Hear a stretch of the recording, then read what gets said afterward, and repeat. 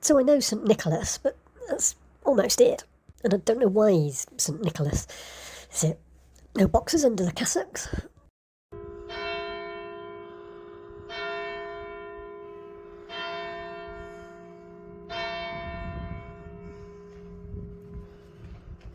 You've really got to question a religion that's so obsessed about merchandising. Or perhaps I could just see the value of a potential antique straight from the off, the same that we've sort of thought about that phone. I'm going to keep it, it's going to be an antique one day. Salacious story that it is, I think it's more likely that John was going to be able to raise a rebellion against Herod, and the one was spending it forward and the other was paying it forward. So I know St Nicholas, but that's almost it. And I don't know why he's St Nicholas. Is it no boxes under the cassocks? I've found plenty of references to obscure purposes for the saints, but not so many of their actual stories, like often brutal and bizarre creation myths. There's St Servetus, 4th century Armenian who died in Maastricht in the Netherlands of an infection of a leg wound. So as well as the city of Maastricht, centre of Europe. Any pilgrimage for leg disorder of any type, foot, rheumatism, protection against rats and mice, you should pray or make pilgrimage to St Servetus rather than call the local pest control. St Vedast is the patron saint of children who are late learning to walk. St Rita. Despite wanting to be a nun, St Rita's parents forced her to marry when she was about 12. Through her husband, she became embroiled in a bitter feud between two local families. The feud eventually led to her husband's murder and the deaths of both her sons. Because of her lifetime of disappointments, difficulty and setbacks, Rita is now considered to be the patron saint of the impossible. So, the saint of miracles themselves. St Gumaras of Belgium was an 8th century figure whose wife, a local noblewoman named Gunimari, was known for her both shrewish and her abusive behaviour. Despite Gumaras's attempts to salvage their relationship, they separated, and he went on to found an abbey in Lier and became the patron saint of difficult marriages. We're getting closer to Christmas, aren't we? St Lidwina fell while ice skating at the age of 15 and never fully recovered from her injuries. After a life of piety, her grave became a site of pilgrimage. After her canonisation, she became the patron saint of ice skaters.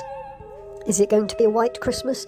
Well, perhaps light a candle for St Medard of Picardy, patron saint of protection against bad weather. When he was an infant, an eagle flew above him during a storm to shelter him from the rain. According to folklore, whatever the weather, on St Bernard's Day, June the 8th, you can expect the weather to remain the same for the next 40 days, which would take us into St Januarius. Amongst the many relics in churches from the saints, a vial of blood belonging to St Januarius, a 3rd century bishop of Naples, was saved after his death in 305. The blood performs a long-standing miracle. Despite its age, it liquefies on 3 dates in the year, September the 19th and 16th of December, and Saturday before the first Sunday in May. For that reason, patron saint of blood banks. But far more bloodthirsty, and you may think that this might be the patron saint of hospices, or hostelries, hotels, or hospitals.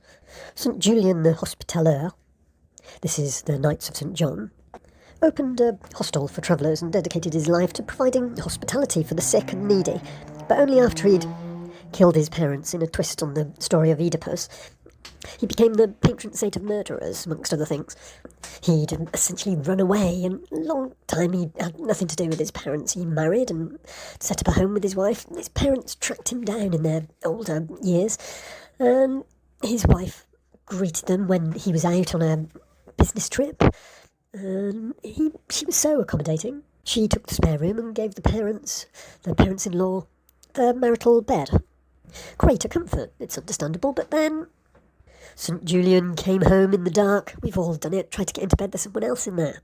If you've ever stayed in a backpacker hostel or a train and not wanted to disturb the others, he found someone in bed with his wife, and what perhaps St Julian had as some sort of saintly voice in his head was, well, murder the two of them.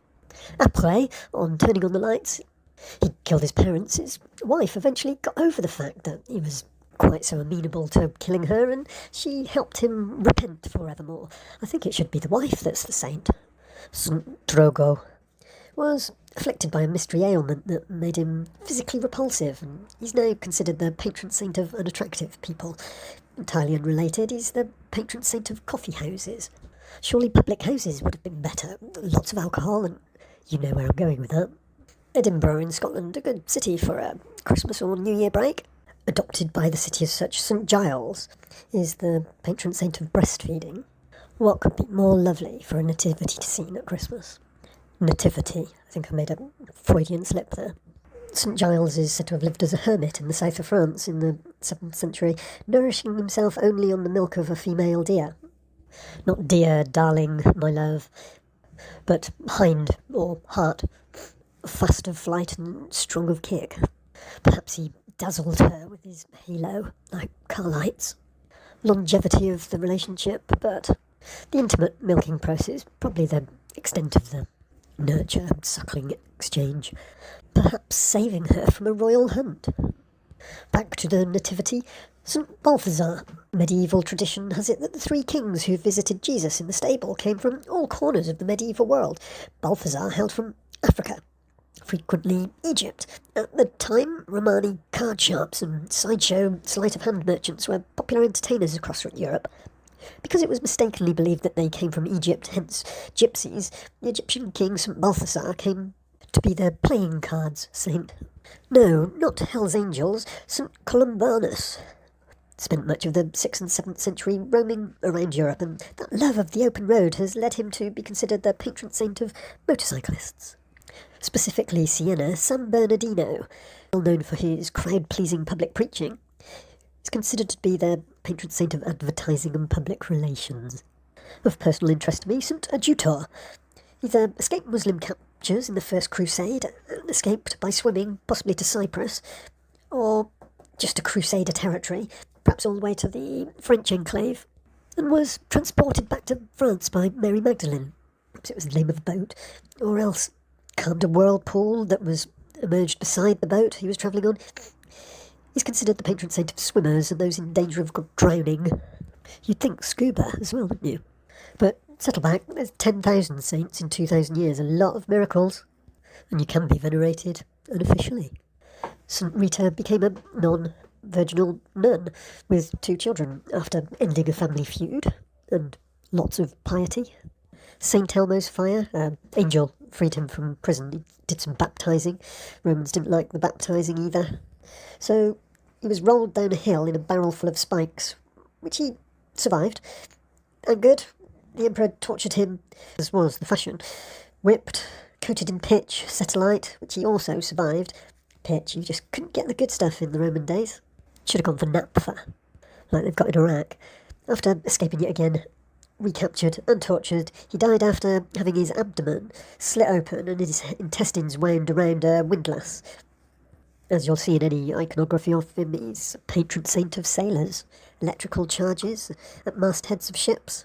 This Saint Erasmus, also patron saint of stomach aches, stomach ailments, and labour pains. Saint Denis, the 3rd century Paris bishop that with 2 helpers converted lots of pagans to Christianity. Pagan leaders were not happy with the number of pagan followers that were dropping, and alerted the Roman authorities, naturally enough. Denis and his fellow missionaries were imprisoned for a long period of time before being beheaded on the hill that is now known as Montmartre. After he was beheaded with a sword, it is said that the body picked up his own head and walked for a few miles. While walking, the head preached a sermon the entire way before dropping dead at the site that developed into the present-day Basilica of Saint Denis. His walk after death made him the most famous cephalophore in Christian legend, patron saint of headaches. Not canonised, but obviously should have patron saint of gender-fluid people and facial hair. Wilgefortis, not officially recognised. She is still venerated by many. Another case of her parents forcing the daughters to marry.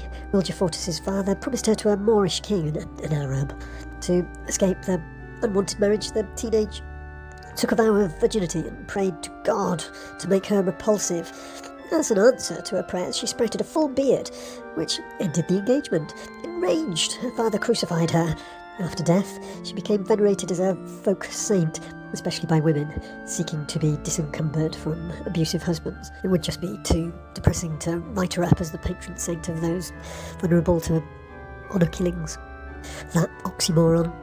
Church leaders ordered to turn over all the riches of the church to Roman authorities before they were executed.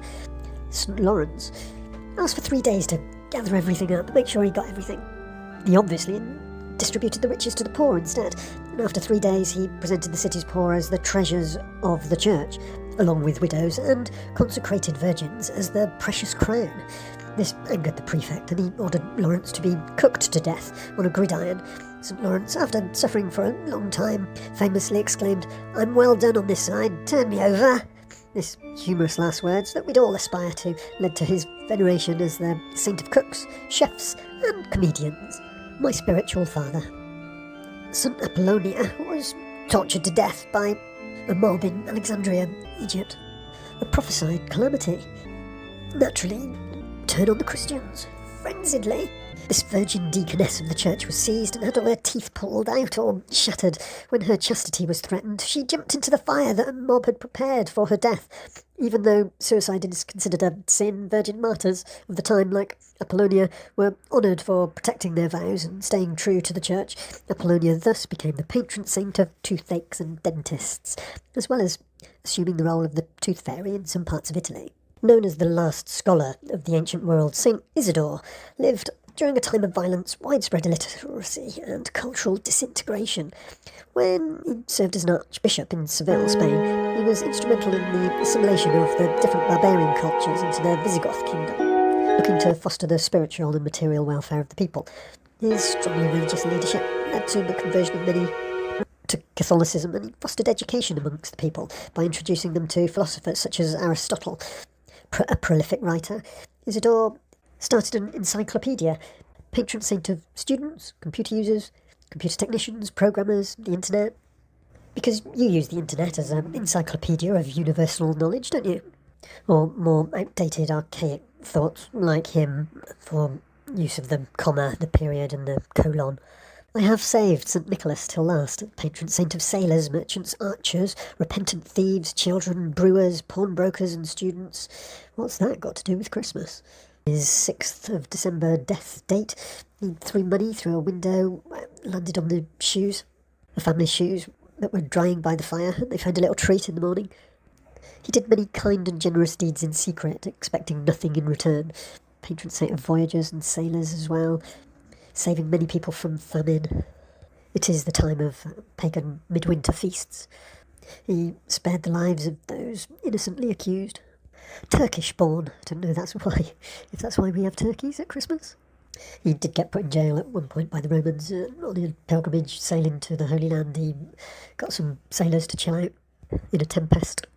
Okay, really the last one, St. Matthias, patron saint of addiction. The Holy Spirit will empower people to exercise self-control so that they have good health. No, right, really the last one. A monk from Gaza travelled to Alexandria. Does everyone know where Gaza is?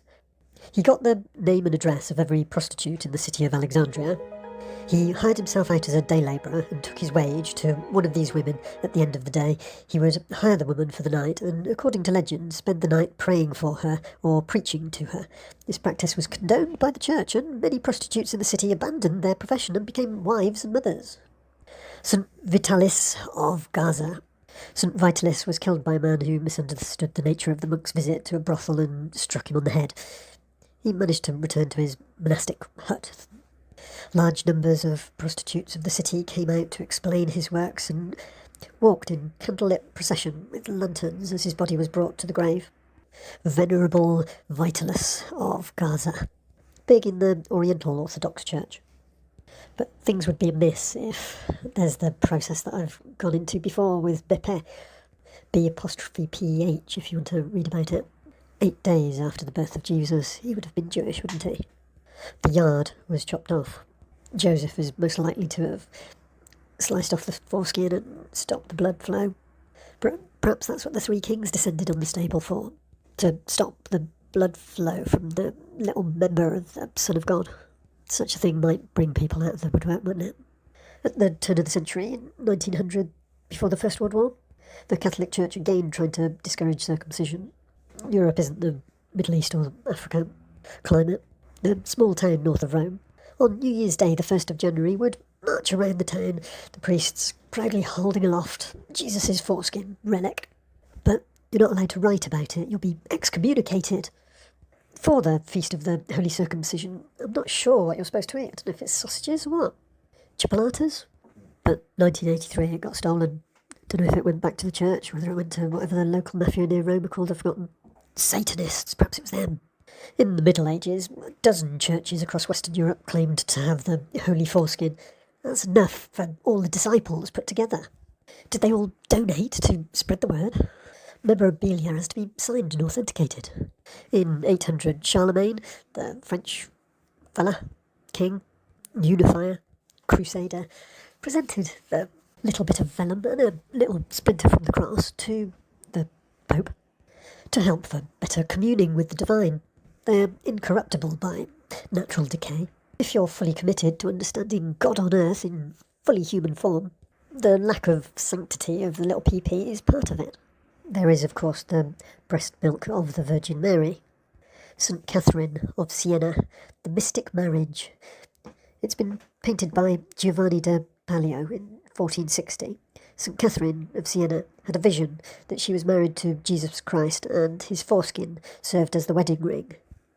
St. Catherine, really. Dreams of marriage suggest there were dreams of consummation as well. Nuns, what you like?